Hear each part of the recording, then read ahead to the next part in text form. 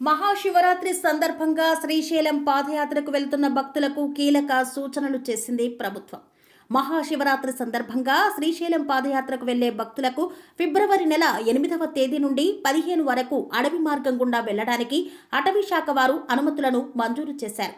భక్తులు ఈ విషయాన్ని గమనించి అందుకు తగ్గట్టుగా మీ ప్రయాణాన్ని ఏర్పాటు చేసుకుని మీ పాదయాత్రను దిగ్విజయంగా పూర్తి చేసుకుని ఆ శివయ్య ఆశీస్సులు అందుకోగలరని కోరారు.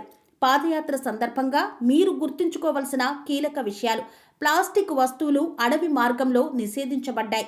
సిగరెట్, పాన్, గుట్కా, తంబాకు మరియు మద్యపానం లాంటివి పూర్తిగా నిషేధం. ఈ పాదయాత్ర ఆత్మకూరు దగ్గర ఉన్నటువంటి వెంకటాపురం నుండి మొదలవుతుంది. కావున భక్తులు తమ వాహనాలను ఆత్మకూరు దగ్గర ఉన్నటువంటి చెక్ పోస్ట్ వరకు తీసుకువెళ్లి అక్కడి నుండి కాలినడకన బయలుదేరవలసి ఉంటుంది. అటవీ మార్గంలో నడుస్తున్నప్పుడు మీకు అవసరమైన మందులు మీ వెంట తీసుకువెళ్ళాలి. దారి నడకలో ఫోన్ సిగ్నల్ ఉండదు. అందుకు తగ్గట్టుగా మీరు సిద్ధంగా ఉండాలి.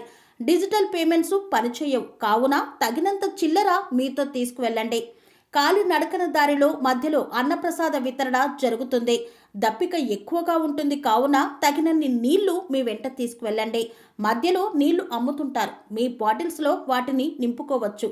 వైద్య సౌకర్యాలు కూడా నియమించబడ్డ ప్రదేశాలలో అందుబాటులో ఉంటాయి.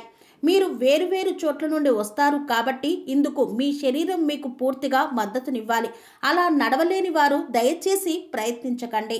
టాయిలెట్లు నిర్దేశించబడిన ప్రదేశాలలో అందుబాటులో ఉంటాయి. వాటిని గమనించాలి. విశ్రాంతి కోసం పెద్ద చెరువు దగ్గర ఆగాల్సి ఉంటుంది. అక్కడ పట్టాలు బాడుగకు దొరుకుతాయి. వాటి మీద నిద్రించవచ్చు. మీరు శ్రీశైలం వరకు నడిచి వెళ్ళడానికి మిమ్మల్ని మీరు సిద్ధం చేసుకోండి. ఈ ప్రయాణంలో మీ వెంట ఆ శివయ్య ఉంటాడని మర్చిపోకండి.